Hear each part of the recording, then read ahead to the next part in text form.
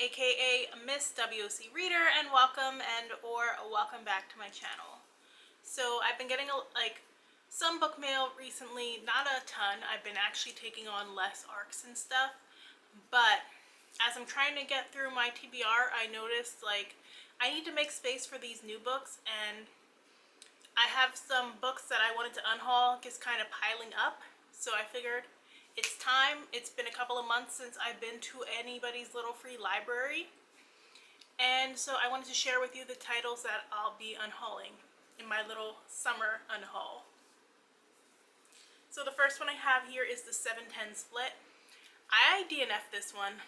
I tried. I really did. I was bored. I didn't think that the leads had any chemistry between them. This book threatened to put me into a reading slump, so I had to DNF.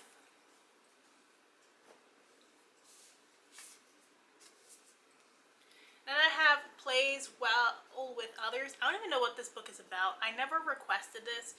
The publisher just kind of randomly, unsolicitedly sent it to me. And sometimes every once in a while you'll get a good unsolicited book sent to you.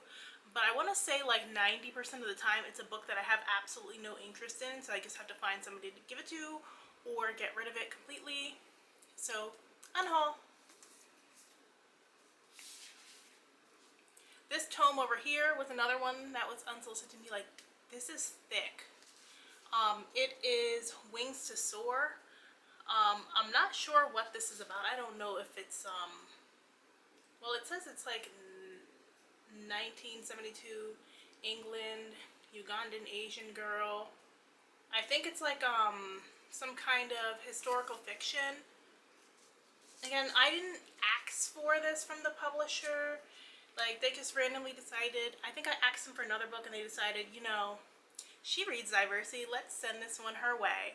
But it's a nice finished copy, but I have no interest in it, and it does take up a lot of room. So, unhaul it goes. So I have Raybearer, and I know people are gonna be like, oh my gosh, I love Raybearer, why are you getting rid of it?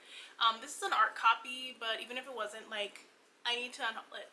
I loved Raybearer Down when I first read it. I read it in 2020, a little bit before it came out. This was one of the first arcs that I got. And, well, one of the first physical arcs that I got. And I love this book. I had a good time with it back when I read it. I think it was maybe April of 2020, maybe May, I'm not sure. But I remember it was 2020, we were in lockdown, work was driving me crazy.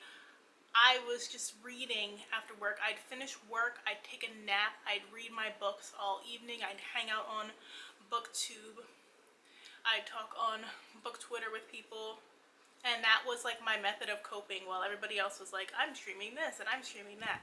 Kind of wish I did get into the streaming situation at the time, but I was such a good person at the time.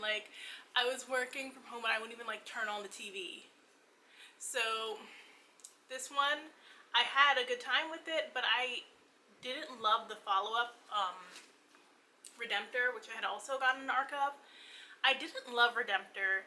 It kind of ruined this whole series for me just because I felt like Redemptor was too slow and drawn out, and it seemed like she didn't really know what direction the story was supposed to go in, so she was just drawing out the big conclusion of the fight in hell, and then the fight happened so quickly. I feel like our main character was doing a terrible job communicating with her people, and like I said, it kind of ruined the series for me. I no longer cared about everything because it just fell so flat. So since I didn't love Redemptor and this is a duology, I'm just gonna go ahead and unhaul both. I don't see myself ever revisiting the series after just not liking book 2. I'm already not a big rereader anyway. A book has to be short, sweet, and really touching my heart for me to go back and reread. This one is The Human Origins of Beatrice Porter and Other Essential Ghosts. So this one I actually got back in June when I went to Jamaica. This was gifted to me by Cindy from Book of Sins. when she did Blind Date with a book and gave everybody on the retreat a book. And then I realized, like, I had the audiobook of this because I had gotten the audiobook through Lebo FM's audio influencer program. Because I had like seen the title and I thought it looked familiar, but I couldn't place it from what, and I didn't recognize this cover. The audiobook version that I have has a different cover. But I decided to actually read it, so I did. I read it. This wasn't a favorite for me. Like, it's not one that I can see revisiting. And then the print is the print is really tiny in this version. I mean, I'm sure it's like fine for like everyday readers, but like for somebody like my mom, for example, the print is really tiny, so I can't even gift it her way because she would need a magnifying glass to read it. So like for her, a lot of times when it comes to these types of books, it's just better for her to get them in large print via the library. So since I don't plan on ever reading this one again, and I don't know anybody who I can gift it to, I'm just gonna have to put it in the Little Free Library.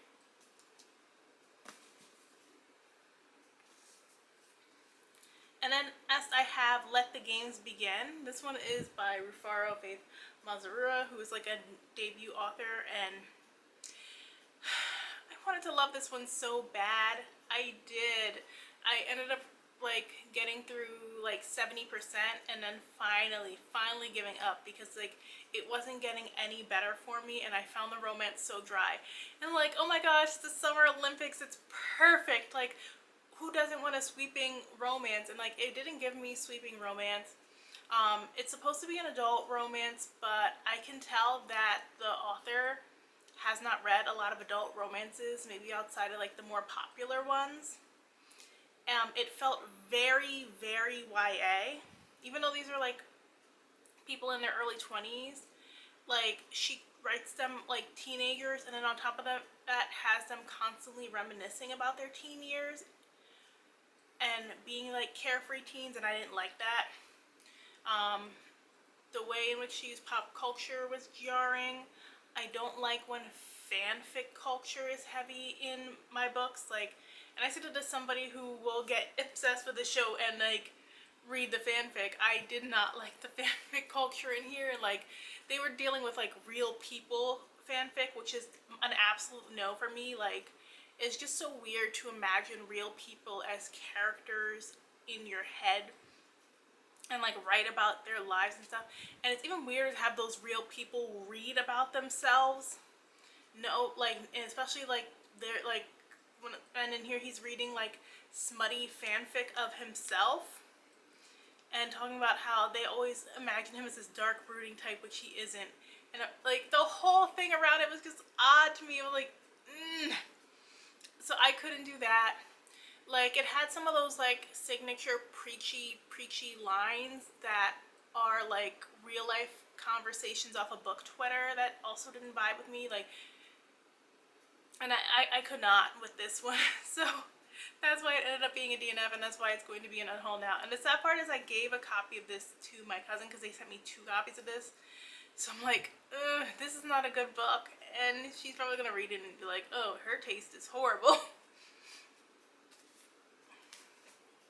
So that is everything that I plan on unhauling at the moment.